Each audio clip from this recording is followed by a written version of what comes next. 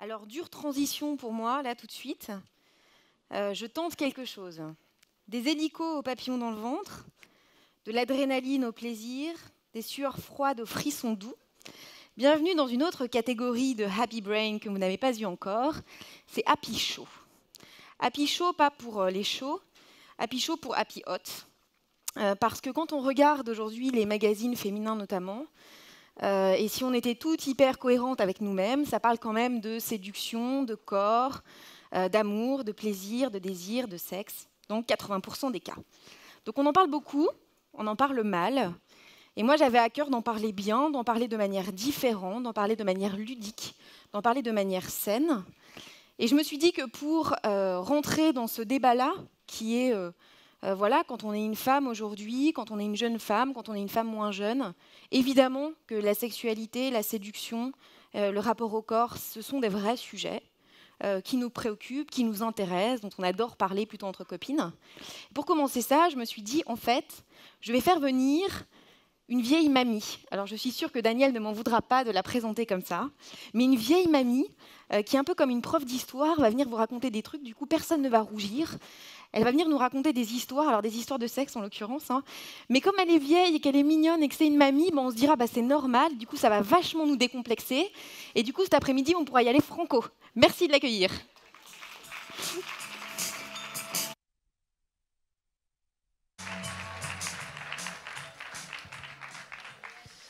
Bon, bonjour à tout le monde. Je suis contente d'être là aujourd'hui pour parler de mon expérience de gynécologue, mon expérience de femme qui s'est demandé de vivre dans son temps. Et mon temps a traversé le XXe siècle où le droit de vote pour les femmes a été donné en 1945. Donc effectivement, quand je suis née, les femmes n'avaient pas le droit de vote.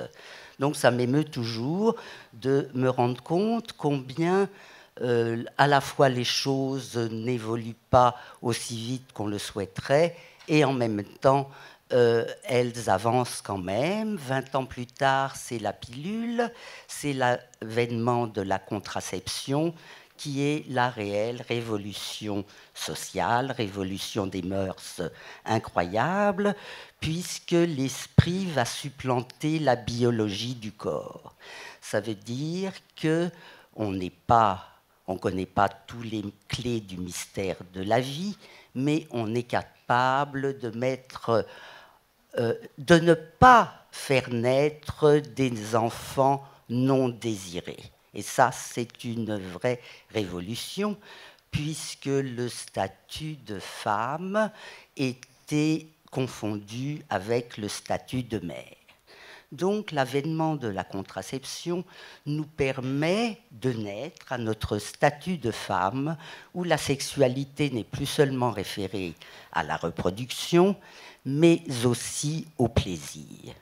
Et ce plaisir, ça n'est, bien qu'il soit excessivement agréable, ce n'est pas l'histoire du plaisir pour le plaisir, c'est l'histoire de pouvoir entretenir sa santé, de considérer cette sexualité comme une hygiène de vie qui nous vivifie, qui nous apporte de la vie, qui nous permet de nous sentir tranquillisés, qui nous permet de nous sentir plus fortes, régénérées, redressées, qui nous permet d'avoir les idées plus claires, qui nous permet d'entendre mieux, de voir mieux, de savoir nous prendre en main. Ça veut dire que cette révolution des mœurs, qui donc a donné la révolution sexuelle dans les années 70, a été une période de grande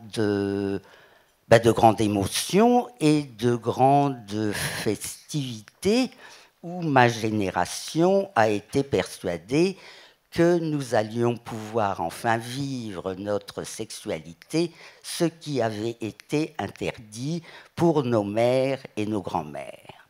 Alors nous nous sommes méprises. Nous nous sommes méprises parce que nous ne savions pas que pour vivre une vie de femme heureuse, il fallait pouvoir avoir eu l'instruction et la transmission dans la toute petite enfance que la sexualité allait pouvoir faire partie de notre vie d'adulte. Alors pourquoi je dis qu'il faut une instruction et une transmission de la part des mères et des grands-mères à nos petites filles et à nos filles? Parce que c'est une aventure qui va comporter, je dirais pour la facilité de l'exposer, qui va comporter deux phases. À la fois pouvoir rencontrer charnellement l'homme qu'on a choisi, va nous demander, dans un premier temps, de savoir nous donner et de nous abandonner à cet homme. Et dans un deuxième temps, il va s'agir de savoir l'accueillir et de le recevoir dans notre corps. Se donner, s'abandonner est une aventure que nous avons tous et toutes vécue, que l'on soit un homme ou une femme, dans nos 2 premières années de la vie, avant de savoir parler, et qui a comporté toute la façon dont nous nous sommes construites dans le corps à corps affectif avec notre mère, avec notre père et toutes les personnes qui s'occupaient de nous. Ça veut dire la façon dont on a été considéré, dont on a été porté, dont on a été respecté, caressé, embrassé, hein, va nous permettre, par notre peau de sensation, d'engrammer cette tranquillité qui, plus tard, va nous permettre de nous donner et de nous abandonner à l'homme choisi. Ça veut dire que cette étape, nous en avons une mémoire. Et si cette période de vie, donc je dirais quasiment de la conception, hein, à 2 ans et demi, 3 ans, nous en avons un bon souvenir, nous avons eu notre comptant d'affection et de considération, nous allons être confiantes pour pouvoir nous donner et nous abandonner à l'homme aimé. Si par contre nous avons eu des manques, des lacunes, des agressions, des incompréhensions et des incohérences, nous allons, bébés, tout spontanément, nous rétracter. Et la période qu'on appelle des préliminaires, de la rencontre charnelle, qui consiste à recréer un espace commun où l'on dit que les amoureux sont seuls au monde, où l'on ne se sait pas séparer de la personne qui s'occupe de nous, on ne va pas savoir caresser, on va ne pas savoir se faire caresser, on va ne pas savoir embrasser, aimer être embrassé. Donc là, on peut entrevoir l'importance d'une fiabilité et d'une conséquence de transmission dans les premières années de la vie. Pour continuer ma démonstration, la deuxième partie de la rencontre sexuelle consiste à pouvoir accueillir et recevoir le sexe de l'homme dans son propre sexe. Et ça, on n'en a pas une mémoire, sauf si notre famille sait vivre cette sexualité d'une façon joyeuse, ludique et harmonieuse. Si l'on n'est pas préparé à savoir que nous avons un sexe à l'intérieur de notre corps, que nous sommes configurés pour être en creux et que le lieu de la création de la vie se fait dans notre corps, la femme n'a pas de représentation dans son image de corps de ce sexe à l'intérieur de son corps pour pouvoir ressentir et apprécier le plaisir d'être pénétrée. Ça veut dire que dans les pathologies les plus fréquentes à l'heure actuelle, puisque les difficultés continuent si je suis là, hein, si les événements, hein, si la sexualité était réglée, Valérie ne m'aurait pas invité. Emmanuel, pardon. Excusez-moi, il est question là de comprendre l'importance de parler à nos enfants, de dire à nos petites filles, très tôt dans leur enfance, hein, de 3 ans à 6-7 ans, qui est l'âge du premier cycle de construction, de leur dire qu'elles ont 3 orifices au niveau inférieur, qu'il y a celui du pipi et du caca qui sert à l'élimination de ce qui n'est plus bon pour le corps, mais que le sexe existe. Comment pouvoir penser savoir vivre sa sexualité si on ne parle jamais de ce sexe à cet enfant? Elle sera configurée comme une petite fille, comme une petite poupée. Elle aura peur de la pénétration, elle aura peur d'avoir mal, elle aura peur elle ne sentira rien du tout, elle ne saura pas s'ouvrir au plaisir, ou alors elle aura un sexe complètement enflammé avec toute la panoplie des maladies en HIT qui sont les cystites, les vaginites, les métrites, les salpingites. Voilà. Hein. Donc il est vraiment très important de comprendre que toutes ces maladies, et ça Françoise Dolto le disait très bien, que toutes ces maladies en HIT sont des défauts de construction sexuelle et toutes ces maladies remplissent quotidiennement les cabinets de gynécologie et de sexologues et de psychothérapeutes. Voilà. Qu'est-ce que je veux vous dire d'autre? Merci.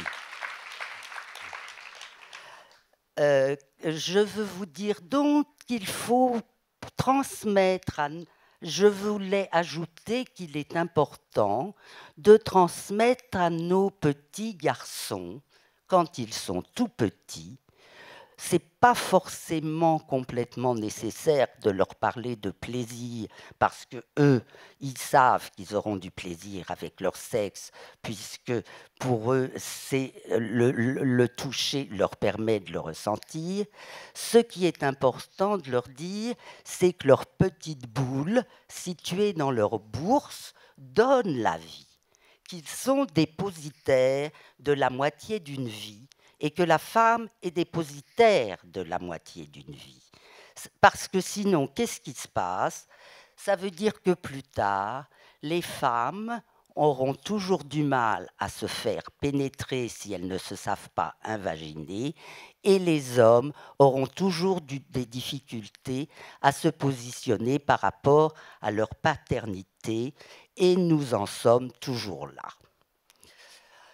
Je vais terminer, je n'ai pas de notion d'heure pour...